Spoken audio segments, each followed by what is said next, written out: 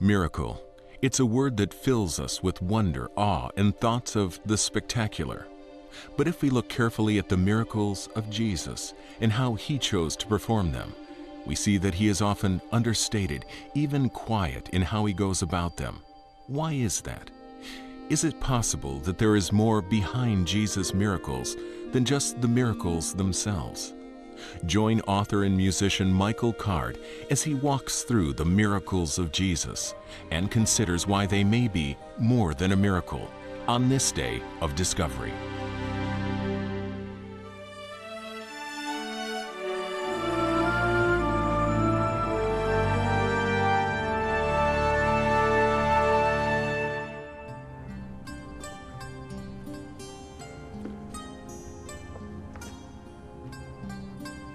This is a carpenter's shop in the Nazareth village, a first century village that's been recreated in the center of the modern city of Nazareth, which is humongous. I'd never been here before. I was expecting a little village, but it's a huge city with high, multi-level apartments, and you may hear an ambulance or two. Not the Nazareth I expected. But people come here so that they can be there, so that they can in their imaginations, they can actually see and feel what it was like in the first century. And so this is a good place for us to talk about the miracles of Jesus. Now you're going to have to hang with me for a little while on this, because I may say something that will disturb you at first, but we'll explain it, so don't worry. What we're going to talk about is the unmiraculous miracles of Jesus, the fact that there's always a miracle behind the obvious miracle. I'm not saying that the miracles of Jesus aren't miraculous. Please don't misunderstand me. To walk on the water, that's not a bad miracle. To raise someone from the dead, that's an incredible miracle, right? But what I'm saying is there's something about the way Jesus performs his miracles. There's no waving arms in the air, no big pronouncements. In fact, sometimes he'll tell the people, don't tell anyone I just did this. So we're going to look at a few of those miracles and try to understand the miracle behind the miracles.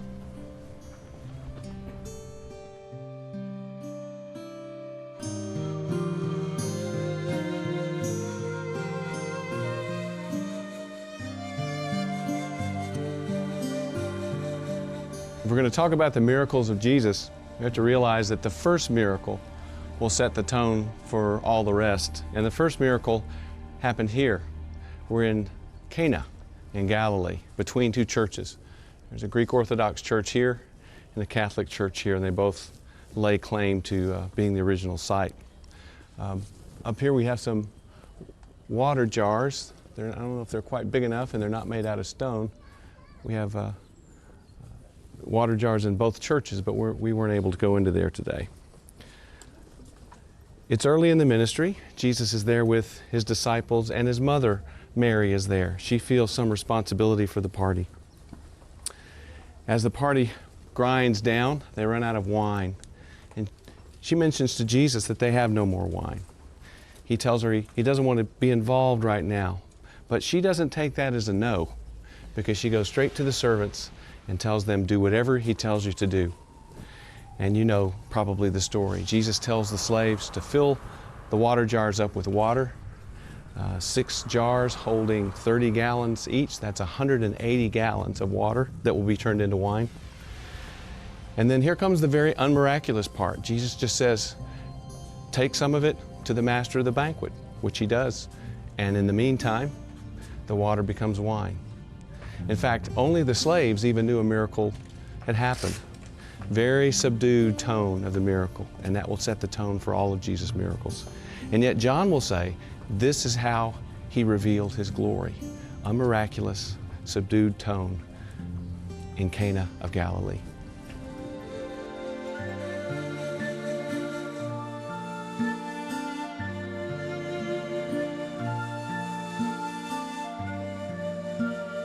That's Tiberias down there, the city of Tiberias on the shore of the Sea of Galilee. We're on top of Mount Bernice. And it was an interesting journey getting up to the top of this mountain.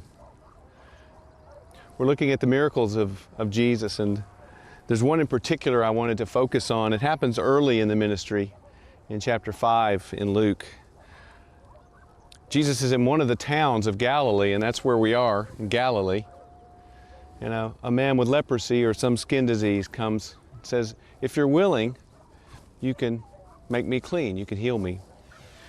And very simply, Jesus says, I am, be clean.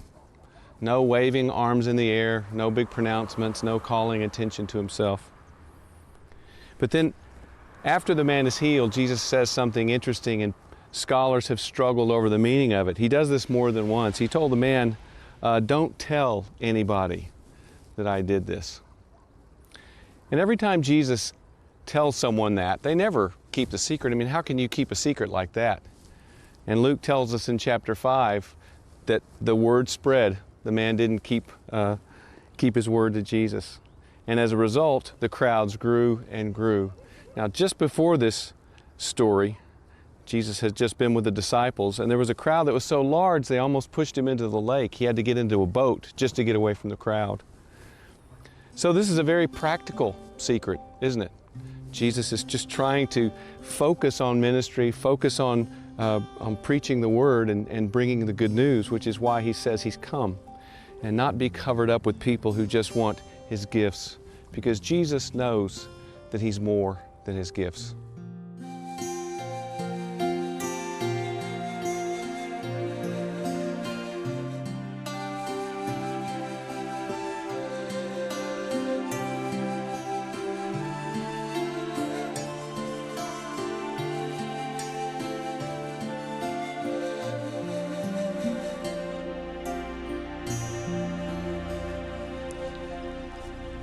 We're on the northern coast of the Sea of Galilee, kind of an overcast day. I don't ever imagine Jesus on cloudy days or in the rain. It's always sunny. I need to work on that. This is near the traditional spot where Jesus fed the 5,000. They just come back from mission. It was a successful mission for the 12. And in Mark 6, Jesus tells them, come with me to a quiet place and let's get some rest. So the idea was to get away and recover. Well, they come to this area, they turn around, and there are 5,000 men, not counting women and children, so the crowd might have been 15,000, 20,000 people, this humongous crowd that followed Jesus from this point all the way through the rest of the gospel. And Jesus is welcoming, he welcomes the crowd, and he tells the disciples, you give them something to eat. Now, this is an impossible command, and this is what Jesus does to us. He puts us in situations that are impossible in our own power, so that we have to depend on him. You should always work at the level of your own inadequacy, so that if the Lord doesn't show up to help you, you will fail miserably. And that's the exact point the disciples were in. John tells us that they find a little boy, and they take his fish and bread from him, and they bring this pitiful little amount of food to Jesus and say, this is all we can find. And Jesus says, have the people sit down in groups of 50. And here comes the miracle. Look real closer, you'll miss it. Jesus says the blessing, probably something like, blessed art thou, eternal God our Father, King of the universe, who causes bread to come forth from the earth. And then they pass the bread out. Did you miss it? That was a miracle. He said the blessing.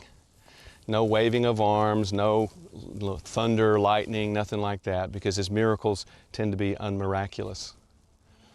But there's a miracle behind the miracle that I think we often miss, and I think is really the most important miracle. After they're done, Jesus says, don't waste the crumbs of food, which in the Hebrew world is called the peah, P-E-A-H, the leftover that was always given to the slaves. Jesus says, gather the leftovers. And so a huge area, several acres like this, 20,000 people, they scour the area and they find 12 lunch pail size baskets. Kophanos is the word that's used. 12 little baskets is all they find. But how many disciples are there? 12. The miracle is perfect provision. They are perfectly provided for. So often we ask for abundance and we don't realize that it's a greater miracle when we're perfectly provided for. So the disciples now are really becoming servants, really becoming slaves of Jesus. They're eating the leftovers and they've served the people well.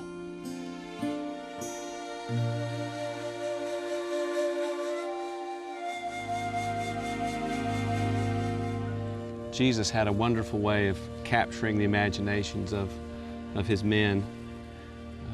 A lot of them were fishermen. At one point he borrowed their boat and used it as a pulpit. That's a great way to transition a fisherman into being a preacher. Early in the ministry, as he was gathering them, here in this spot, here on the Sea of Galilee, they'd been fishing all night and they were done. They were washing their nets. Jesus came up and told them to put out again. And Peter said, well, because you say so, we'll do it. And they go out, and it's the first miraculous catch of fish. Big, humongous net full of fish. And Peter is terrified. He falls down in front of Jesus and says, get away from me, I'm a sinful man. See, Peter's heart has been prepared by John the Baptist preaching. He's a repentant man. And Jesus touches him on the shoulder and said, don't be afraid. From now on you're going to catch people. Great transition. If you look at that miracle, the drama is all spent on Peter. It's not really about the fish at all. The miracle behind the miracle is the repentance of Peter and the fact that when they come back to the shore, the disciples leave everything and follow Jesus. In chapter 7 of Mark, Jesus retreats to the area of Tyre. He's trying to keep his presence there a secret, says Mark, but the people still find out and the crowds gather, and so much for the little vacation, little respite he was looking for. Mark tells us there's a woman there who is not Jewish. She's a Gentile woman, and she has a daughter who is demon-possessed. She asked Jesus to help her. Jesus engages with the woman and says, I should feed my own people first. I've come for them. It's not right for me to take the food from the table and throw it to the little dogs. And he's not calling the woman a dog. He's engaging with her. And her answer delights Jesus. She says, well, even the little dogs under the table catch the crumbs of food, the pia, the leftover that we saw in the last story. And this answer delights Jesus. In fact, he responds, good answer. And because of her persistence, because of her trusting faith in Jesus, he says, go home, your daughter's made well. So the miracle doesn't even happen in our presence. It happens a far distance away. And the miracle behind the miracle is the persistent faith of this Gentile woman.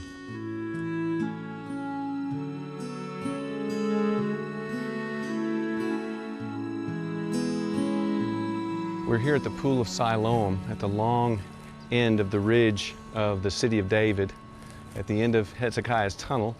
The water pours out here. And this is a unique vantage point. We're actually on the front porch of someone's home. They allowed us to come in and shoot from this angle, which is pretty special. Now, right behind me, you can see some of the steps that would have gone down into the pool. But over this shoulder, you see that large grassy area. That was all of the pool. That would have been filled with water. Now this story, the story about this unmiraculous miracle is connected to this pool.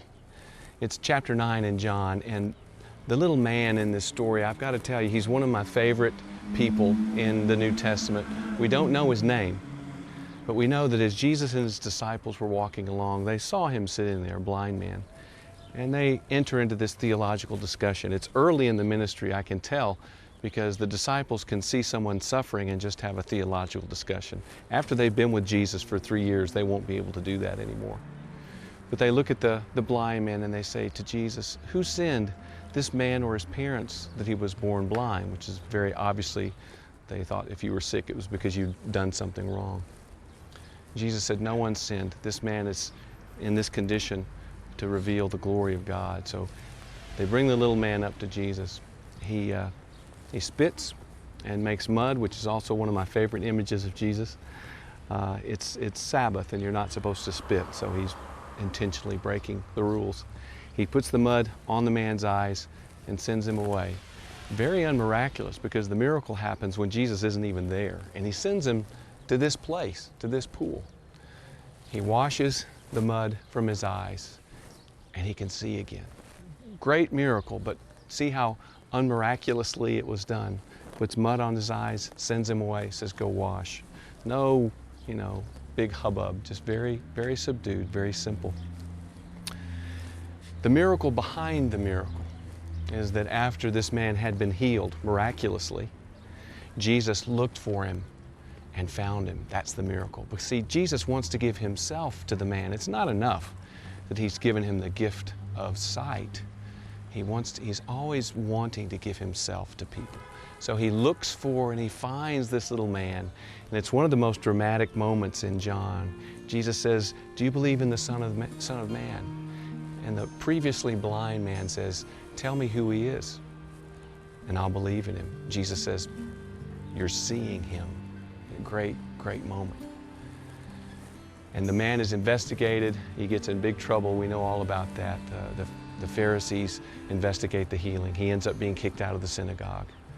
But Jesus looks for and finds this man. And it's all about giving himself to the blind man.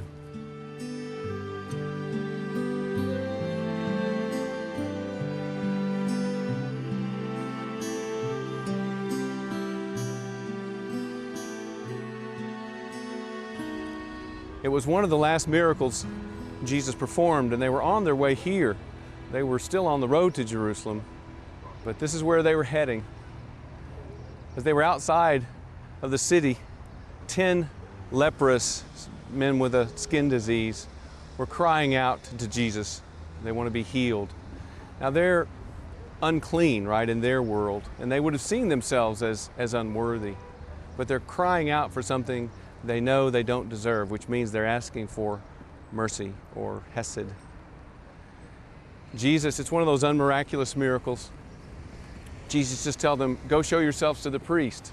I mean, he doesn't even pronounce it as a miracle. And as they're going, they're healed. And the only reason they would go to a priest was to be inspected so that they could be pronounced clean or healed. And then something happens that happens so often in Luke, in the Gospel of Luke, when the people who should get it don't and the people who shouldn't get it do. Just one of the lepers comes back and he falls down at Jesus' feet and he thanks Jesus for healing him. And Jesus is a little perplexed. He says, weren't there 10? Where are the other 9? But the guy who gets it is a Samaritan. So there's the world turned upside down, one of those unmiraculous miracles. But the prayer that they cried out to Jesus, have mercy on me, was a perfect prayer. They were asking for what they knew they didn't deserve. And the real miracle behind the miracle is not the healing of the lepers. It's the thanksgiving of the one who came back and fell at Jesus' feet. I find it interesting that Jesus was headed for that gate just behind me. And in ancient Judaism, that gate was referred to as the mercy gate.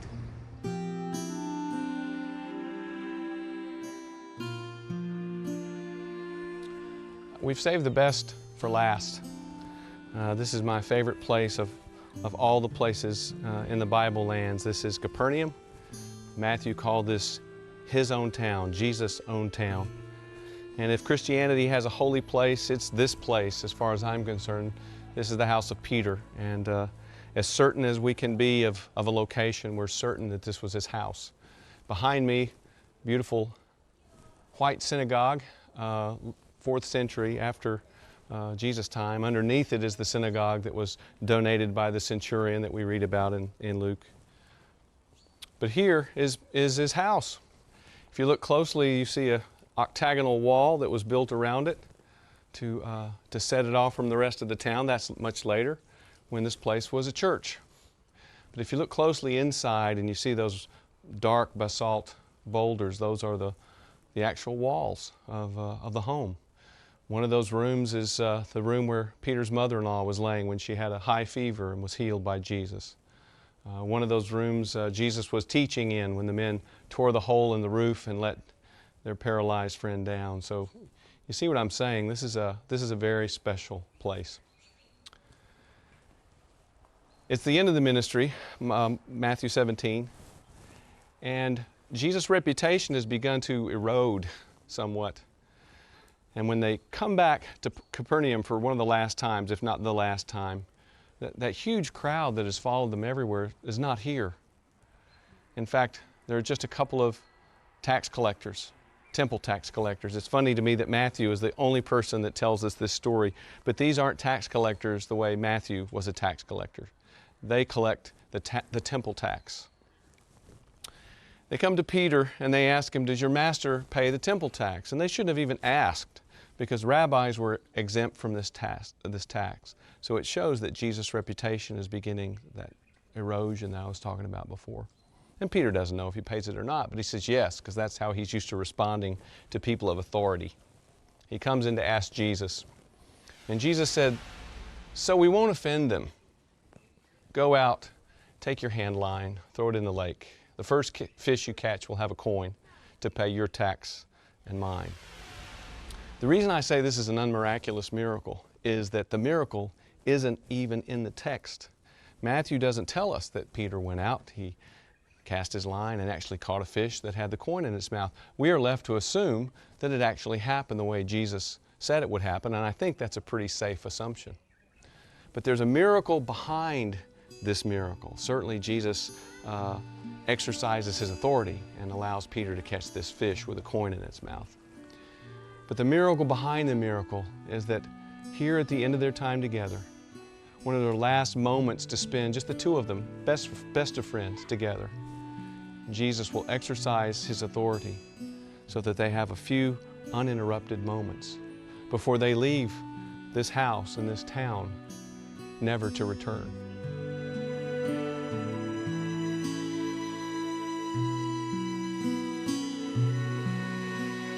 That first miracle in Cana really set the tone for the ministry of Jesus, and certainly for the way he did miracles.